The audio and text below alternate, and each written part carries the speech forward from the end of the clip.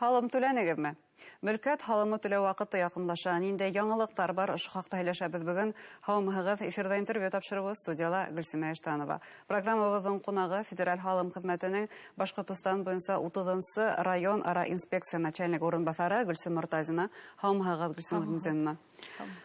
Шулай итеп 1 декабрьгә тиклем барлык гражданнарда мөлкәт һалымы түләргә тиеш, әмма кайберәүләр был арала адреслы хатты көтеп ала алмаган. Бу нимәгә бәйле булуы ихтимал? Бұл немеге бейлі? Ол халым төлөсілер бедін граждандар. Шақсы кабинетқа тіркелгендер. Еки олардың ташламалар бар. Еки олардың дөйім ханалған суммаға халым бойынса өсет хомдан да көбірек түгіл. Шол вақытта халым хаты ебәрілмей. Һәр бер пунктта айрым тикшереп үтәгәр. Мәсәлән, ибринче әйттегез, әгәр дә электрон шәхси кабинетта теркәлгән икән. Ул яшьтәгеләр теркәлһә, уны маған күзәтеп бармайдыр. Бына бу соракта нимә эшләргә? Ул соракта без әүдем информацион компания алып барабыз бит инде. Быел түләү хаты кагыд рәвешендә килмәй, кемдердә шәхси кабинетка теркәлгәндәр икән дип. Шуның өчен дә администрациялар менән, сельсоветтар менән без әүдем компания алып барабыз. Алар менән эшләйбез, өлкән яшьтәге олатай инәйләргә шулай ук теге мәгълүмат yetkерәбез, шылтыратабыз, чөнки ул халым түләү компанияһы 1 декабрьгә саклан бит инде. Анан пенилар ханай башлана бит инде. Шуның өчен дә безнең халым түләүчеләрнең бурыстары булмаһын өчен дип без шул әүдем информацион компания алып барабыз. Шуның өчен дә олатай инәйләргә, өлкән олатай инәйләргә әйтер идем, уларга халым хезмәтенә барырга кирәк буласак. Әгәр дә ул районда халым хезмәте булһа, яки күп функциялы үзәккә барып түләү хакын алырга кирәк була бит инде. Яки әйтәйек, балаларының мөмкинчелеге булһа, уларның бөтенендә регистрацион карты кагыдарын аранда ята бит инде. Әгәр дә блокировать Гадәттә улар ташламай өлкән яшьтәгеләргә кагыдыла. Улар кагыдарды яраталар бит инде. Шуның өчен дә ул регистрацион картаны асып карарга кирәк буласак, әгәр дә шул логин пароль менән иналһалар, бик һәйбәт. Әгәр дә иналмай икән, нинди халым хезмәтенә теләйдер икән, шул халым хезмәтенә килеп, яки шәхси кабинеттан баш тартырга кирәк буласак, өлкән Улай да мөмкин димәк. Әлбәттә. Шуның өчен дә гариза язып баш тартырга мөмкин буласак, өлкән олатай инәйләргә. Чөнки алар 2 елга кагыд рәвешендә почта аша түләү хатын алу мөмкинчелекләре асыла. Һәм бына ошо кагызды инде күп функциялы үзәкләрдә я булмаһа, халым инспекциясында аларга мөмкин. Алып түләргә мөмкин. Шулай итеп, тагыла киләһе пункт ул да булһа, әгәр дә уларның халымы 300 сумдан кәмерәк булһа, килмәй тинегез. Элек белүемчә, 100 сумдан кәмерәк булһа килмәй торган хаттар. Әйе, менә быел 2023 елга түләйбез бит инде 1 декабрьгә саклым.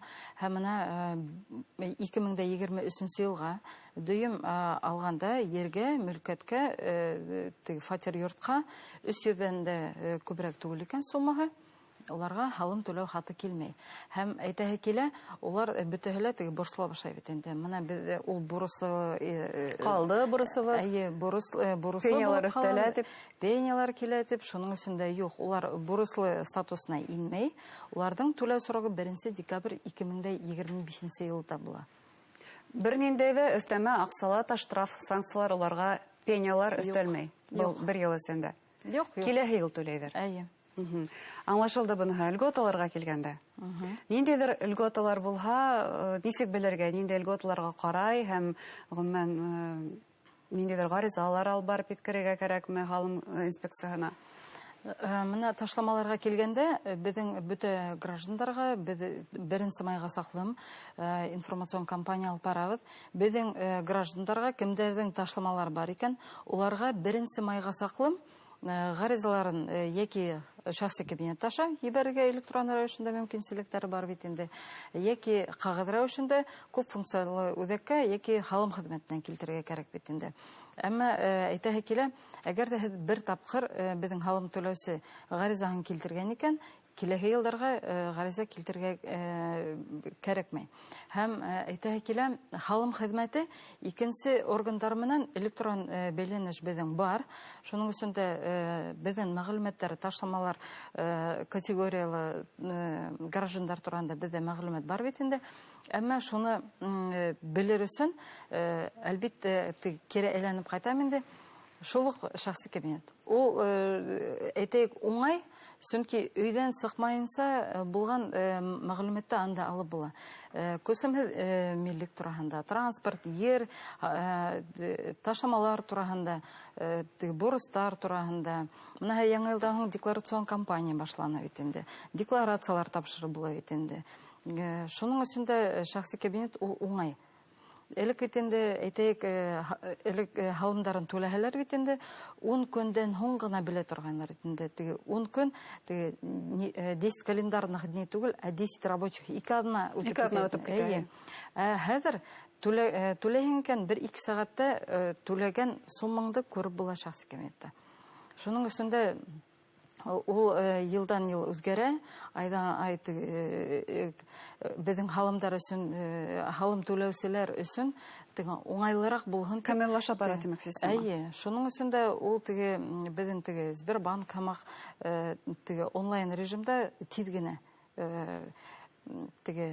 информацион обмен тибетегенде шуга декларация бирһәләр бит инде 2-3 минут эчендә килеп ята халым хезмәтенә һәм улар квитанция приеме алалар бит инде һәм электрон рәвешендә хаттарын бирһәләр бит инде бер инде кызыккан хорау буенча улар шулай ук тиз арала килеп ята һәм менә 59-нчы федераль закон буенча хаттар буенча ул 10 көн эчендә карайлар бит, 30 көн эчендә бит инде.